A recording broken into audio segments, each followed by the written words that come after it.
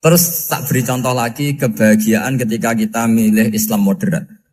Islam kita diajarkan guru-guru kita, utamanya oleh guru kita Mbah Maimun. Saya juga sering ketemu beberapa ulama dunia, termasuk Habib Umar. Saya juga ikut sowan ke sini pas beliau sama Habib ini Hasan Toha Putra di sini sama orang-orang moderat itu cara berpikir juga luar biasa indah. Beliau pernah cerita ya beberapa ulama lah, banyak yang cerita itu. Saya pernah diceritani seorang alim ketika ada orang ekstremis itu mau ngebom di tempat maksiat. Kebetulan yang maksiat itu kebanyakan ya orang Islam. Karena di negara yang mayoritas Islam. Ditanya sama Syekh Sa'rawi. Syekh Sa'rawi itu mufassir top di mana? Mesir. Ini mau tak habisin karena mereka orang Islam kok maksiat terus. Terus ditanya sama Imam Sa'rawi. Laumatu ala khini ma'asihim aina masiruhum. Kalau mereka mati dalam keadaan maksiat, mereka kemana? Ya ilanar, mereka pasti masuk neraka. Terus ditanya sama Imam Sa'rawi, wahal masiruhum ilanar muradun nabi amla. Punya umat maksiat kemudian mati masuk neraka, itu yang diinginkan Nabi apa enggak? Ya tidak aja. Ya sudah, enggak usah dibom, ditunggu tobatnya kata. Karena kalau mati dalam keadaan itu ke neraka dan itu tidak yang diinginkan Rasulullah Sallallahu Alaihi Wasallam. Terus ekstremis ini menjadi tobat, tidak berpikir ekstremis Mas. Jadi orang itu harus berpikir mindset yang baik. Meskipun kadang berpikir baik itu ya agak-agak kacau. Ada seorang wali majdzub, itu kalau berdoa agak kacau, tapi gak bisa dibantah. Masyhur itu doa itu.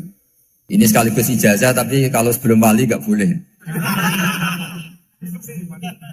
Itu datang ke makamnya Rasulullah SAW. Terus doanya itu begini. Ya Allah, sekarang terserah engkau. Ya Allah, sekarang terserah engkau. Jika saya kamu jadikan orang soleh, jika saya engkau jadikan orang soleh, maka surra habibuk, maka kekasihmu ini senang. Yang susah musuhmu yaitu setan. Tapi kalau engkau menjadikan saya orang fasik, maka yang susah kekasihmu, yang senang musuhmu. Jadi kan punya dua pilihan itu. Wah itu kan doa tapi kayak teror itu. Ya jadi berdoa di Raudhah. Wah itu mesti mandi itu karena agak-agak maksa Tuhan itu. Ya Allah, engkau punya dua pilihan. Jika saya jadi orang soleh, maka kekasihmu ini senang. Musuhmu yang susah, yaitu setan. Tapi jika saya jadi orang fasik, maka musuhmu yang senang, kekasihmu yang susah. Mohon terserah jenengan, mau menyenangkan kekasihmu, apa menyenangkan musuhmu? Gitu. Kira-kira gimana? Kalau tertarik boleh doa itu dipraktekkan. Tapi kayaknya kalau copy paste itu gak keren, apa? Jadi dulu orang itu muamalah sama Allah dan Rasul itu rileks. Rileks itu nyaman karena ya tadi qul bi fadlillah wa bi rahmati fa bidzalika falyafrah. Sehingga Imam Izzuddin bin Abdissalam itu ngendikan innalladzina yarmunal muhsanatil ghafilat. Di antara kebaikannya ibu-ibu atau mbak-mbak ini harus berstatus ghafilat. Perempuan-perempuan pelupa. Ghafilat itu pelupa. Pelupa dari kenikmatan maksiat sehingga mereka dengan taat. Misalnya ada ibu-ibu atau mbak-mbak atau juga bapak-bapak tahajud, kemudian nyaman dengan tahajud itu. Kira-kira terbersit enggak ingin maksiat? Enggak kan karena sudah nyaman dengan tahajud, dengan taat. Maka dibutuhkan kenyamanan dalam beribadah. Sebab itu ala bidzikrillahi tatmainnul qulub. Makanya saya termasuk kiai yang setiap ngaji itu happy, seneng. Karena ini untuk kampanye, seneng dengan ngaji, dengan taat itu sudah luar biasa. Kayak apa kalau mereka senengnya kalau nunggu melakukan maksiat. Jadi termasuk bentuk perlawanan kita terhadap maksiat adalah usahakan kamu tuh bahagia, seneng dengan taat. Istiqnas billah, mu'anasah billah, farah billah, itmi'nan tumaknina billah. Sehingga ini mencukupkan kita tidak berkebutuhan maksiat. Meskipun kita ya manusia, pasti suatu saat atau sudah pernah maksiat. Serasa diceritakan lah, ini gue semesti gitu. Lah orang-orang dulu itu orang yang sukses mengelola bahagia ma'allah wa billah walillah. Jika wali-wali dulu itu jadi wali itu tidak mesti karena ibadahnya banyak itu enggak. Mereka orang yang ibadahnya itu biasa. Biasa-biasa sekali. Ulama-ulama dulu ibadahnya biasa sekali. Tapi qulubuhum ma'allah, hatinya itu ma'allah. Itu ada seorang wali, itu jadi wali, Umar bin Abdul Aziz, yang dikenal Khamisul Khulafa. Khamisul Khulafa. Di luar Khulafa Ar-Rasyidin 4, di antara yang soleh adalah siapa? Umar bin Abdul Aziz. Itu ketika mau meninggal, itu senangnya bukan main. Itu semuanya nangis, beliau senang. Terus tanya, kenapa kamu senang? Memangnya saya kalau mati itu kemana aja? Ila khairi madhubin ilah, ke zat terbaik.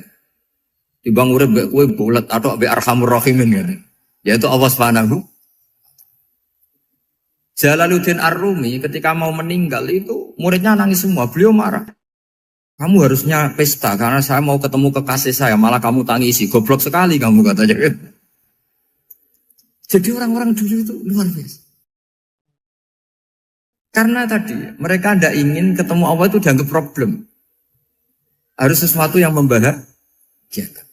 Makanya wali-wali itu kalau berdoa begini.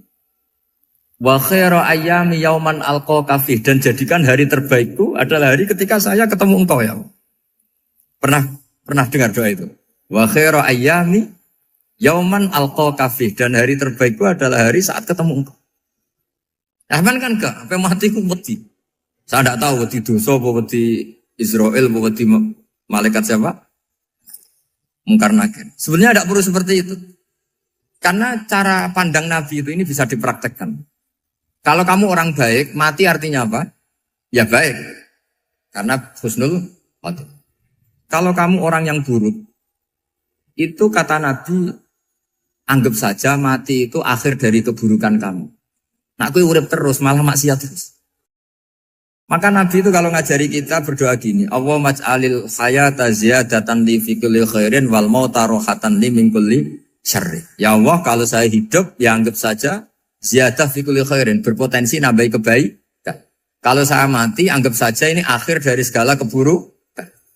Maka saya berkali-kali, tradisi ulama-ulama NU, ulama-ulama pesantren, ya ada hanya NU, pokoknya ulama-ulama alim, itu kalau ada orang mati, orang nakal gitu mati, ini saya gitu. Itu hadirin mesti gak terima. Wapi enang itu wong wakal. Tapi dipaksa sama kiainya, saya gitu. Lama-lama dipaksa. Saya gitu. Padahal yang hatinya kiai, wis ra iso maksiat meneh, wis saya gitu.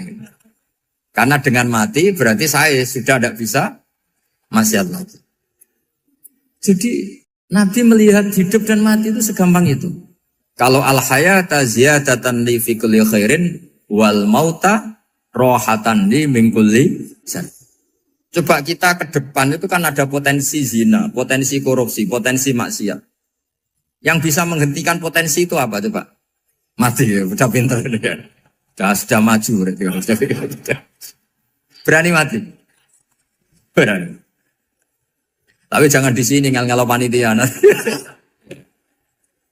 Artinya yang selama ini kita risau dengan kematian, dengan apa? Nabi ngajari kita tadi. Allahumma maj'alil hayata ziyadatan li fi kulli khairin wal mauta rohatan li min kulli syarr. Ya Allah, jadikan hidup ini sebagai bekal menambah kebaikan, dan suatu saat kalau saya mati, semoga itu akhir dari segala keburukan. Jadi artinya Nabi itu ngajari kita itu positif terus. Sama seperti ulamanya tadi. Nak lagi rukun mbek tonggo ya sanggep ae kanca keapian. Nak nenengan ben ra utang ngoten. Dadi pokoknya penak terus itu. Nak bojo lagi ngamuk, alhamdulillah gak ngajak blonjo. Nak pas rukun ya alhamdulillah kok lagi rukun. Jadi gampang semua. Makanya ada seorang alim itu ngendikan begini, ada yang tanya. Saya tuh dulu ketika kaya, teman saya sering main ke saya. Setelah saya miskin gak ada teman-teman yang ke saya. Dikira si Habib ini kebetulan orangnya Habib itu mendukung keluhan dia. Ternyata enggak. Si orang alim itu bilang gini, malah bagus toh gitu. Kowe wis melarat buruhe wong. Ya sudah kamu miskin buruhnya orang lain. Misalnya tukang manol di pasar atau tukang becak. Kemudian teman-teman kamu datang, malah kamu malu tuh jadi tontonan. Bagus kalau mereka lupa, pas kamu miskin enggak ada yang lihat katanya. Jadi apa ya, dianggap enteng saja gitu. Akhirnya orang ini gak jadi ngeluh. Selama ini kan kita ngeluh ya, ketika miskin teman-teman gak datang. Coba kalau mereka datang pas kamu buruh bikin botol di orang lain. Mantan bos buruh, malu gak? Milih datang kepada? Nggak lah, sudah bener itu. Jadi ulama dulu itu makanya sering baca biar tahu solusi hidup. Jadi ulama dulu itu gampang sekali melihat kehidupan itu. Gampang sekali, indah, gampang. Kebahagiaan ini pula yang harus kita latih dalam melakukan ketaatan. Tapi memang obsesi saya terbesar atau cita-cita saya terbesar memang setiap ngaji saya ingin orang mukmin semuanya itu bahagia. Dengan bahagia itu mereka tidak neko-neko ingin mencari kebahagiaan lewat jalur apa maksiat. Sehingga dalam konstitusi ulama yang ditulis di kitab-kitab usul fikih, dan itu kitab yang saya kaji, selalu saya kaji, itu membela-bela sesuatu yang mubah itu sampai luar biasa. Karena melihat mubah itu, misalnya Anda tidur itu berstatus mubah, Anda bermain catur berstatus mubah, Anda rileks sama teman jagungan semalam dengan teman rektor atau dosen atau yayasan itu, melihatnya bukan mubah, tapi tarkul maksiyah. Misalnya saya semalaman asik musyawarah itu jagungan malam sama Habib Toha Al-Munawwar. Itu awang hitungnya bukan, wah ini jagungan ngalor ngidul tidak penting tuh enggak. Malam itu bahak tidak ke dugem, tidak ke tempat maksiat. Sehingga ada ulama yang mengatakan mubah itu enggak ada. Saya ulang lagi, mubah itu tidak ada. Kan umumnya ulama bagikan wajib, ya kan, haram gitu. Terus diantaranya mubah, sunat, makruh. Ada ulama yang mengatakan mubah itu tidak ada. Kenapa logikanya begini? Itsma min mubahin illa wa yatahaqqaqu bihi tarku haramimma. Karena tidak ada mubah yang Anda lakukan kecuali saat itu pasti ditinggalkannya sebuah keharaman. Misalnya Anda sedang jagungan sama istri di luar, di rumah, asik di rumah semalaman. Mungkin bahas hal-hal yang ringan. Mungkin lihat sinetron atau apa yang ringan. Tapi di situ terjadi Anda meninggalkan ke tempat-tempat maksiat. Sekarang ninggal maksiat itu wajib apa mubah? Wajib. Padahal Anda sedang melakukan mubah. Nah itu dicatat oleh Allah itu tarkul haram, meninggalkan keharam. Jika masyhur dalam cerita wali-wali itu, Abu Yazid yang seperti itu ibadahnya pernah tanya, ya Allah lalu yang makomnya orang seperti saya siapa? Karena beliau semalaman ibadah terus. Sama Allah dijawab, ya yang tidur di pinggir kamu itu. Abu Yazid, loh kok bisa ya Allah? Dia kan tidur terus. Ya kan dia tidur berarti meninggalkan keharaman. Ngomong sing potongan tukang maksiat itu apik turu apik melek kira-kira. Apik turu. Timbang sama nak melek pola wis turu ae kira-kira gitu.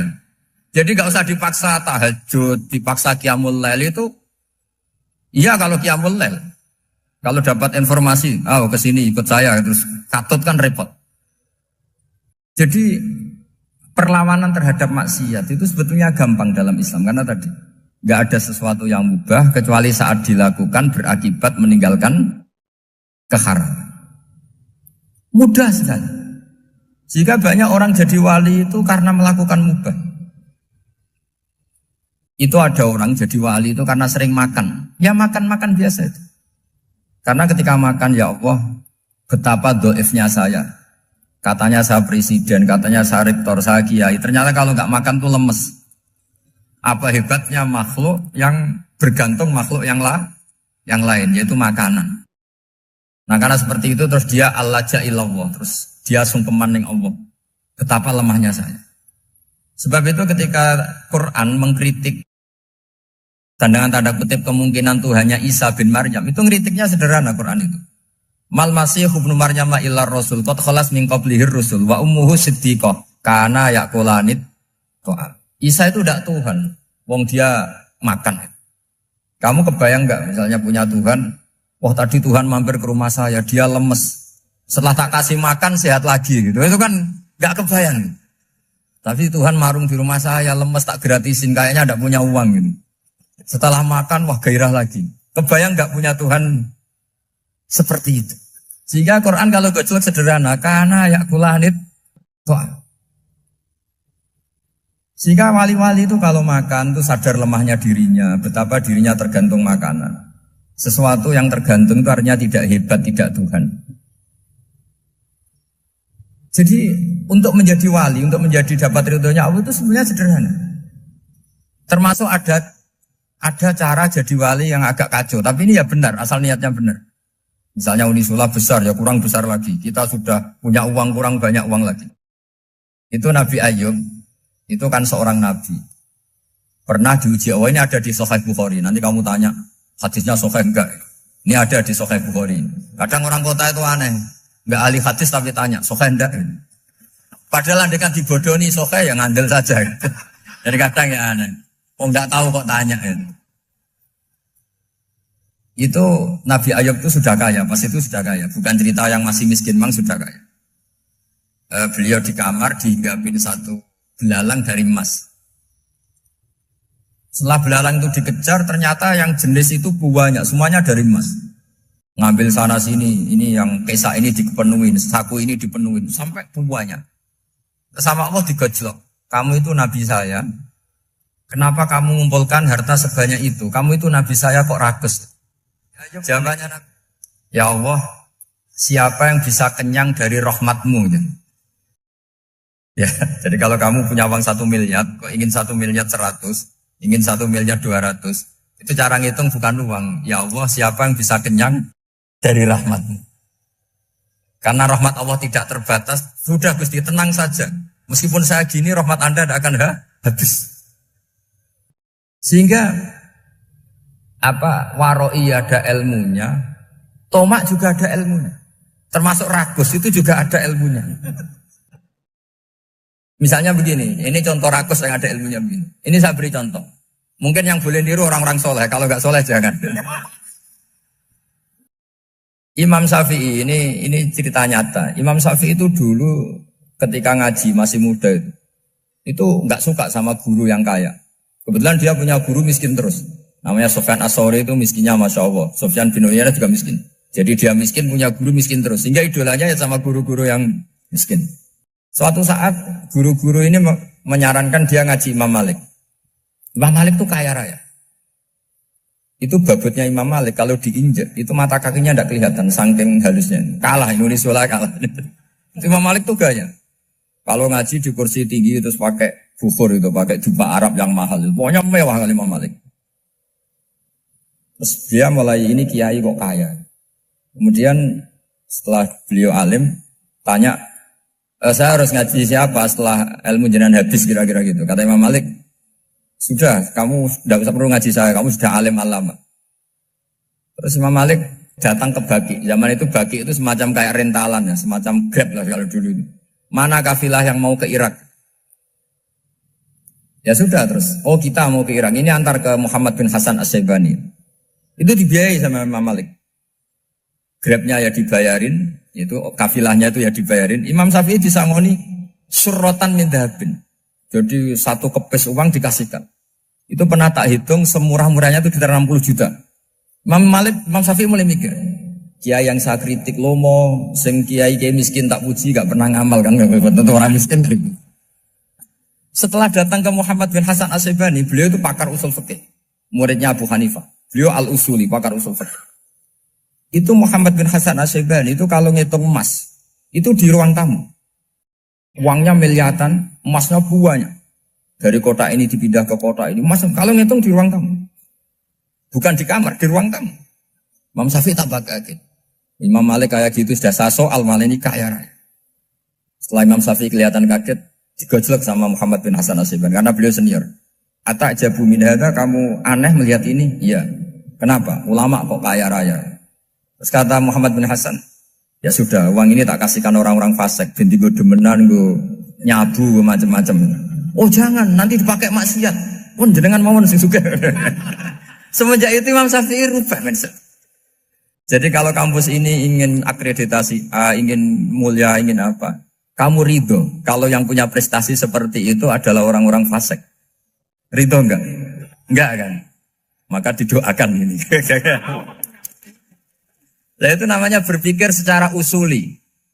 Kamu jangan hanya nuruti karena berpikir waroi terus kamu benci kekayaan. Kan tidak bisa seperti itu. Karena pangkat dan kekayaan ketika dikelola secara kesolehan maka akan menjadi energi positif yang luar biasa.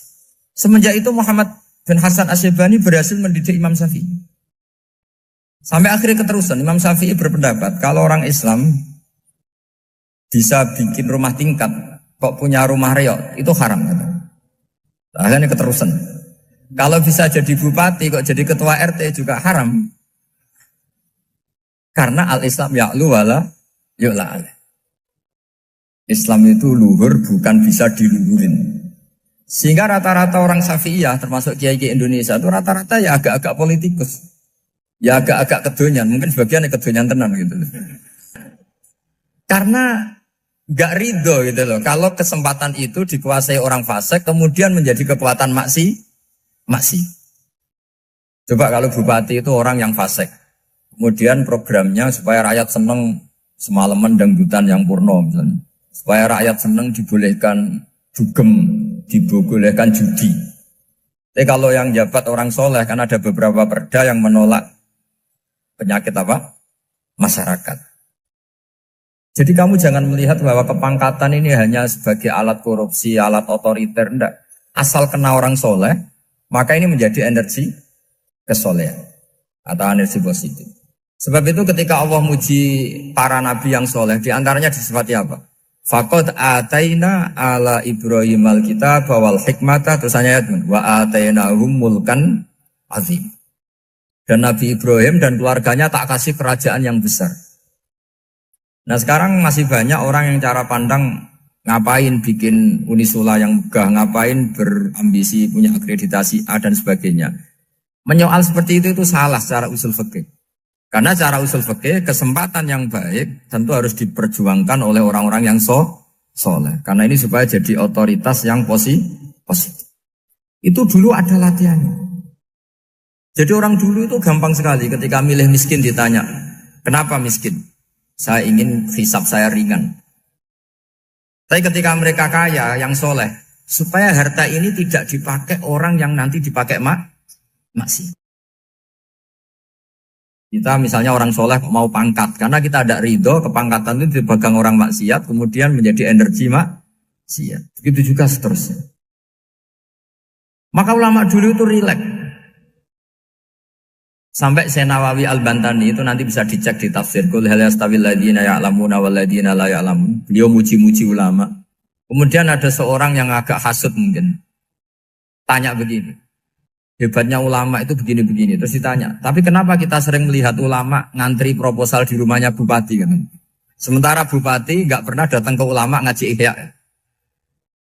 Jawabannya Imam Nawawi itu unik. Ya karena ulama itu tahu gunanya uang, sehingga nyari uang untuk pondok, untuk masjid. Sementara bupatinya tidak tahu gunanya ilmu, maka tidak pernah ngaji. Jadi ya ringan saja.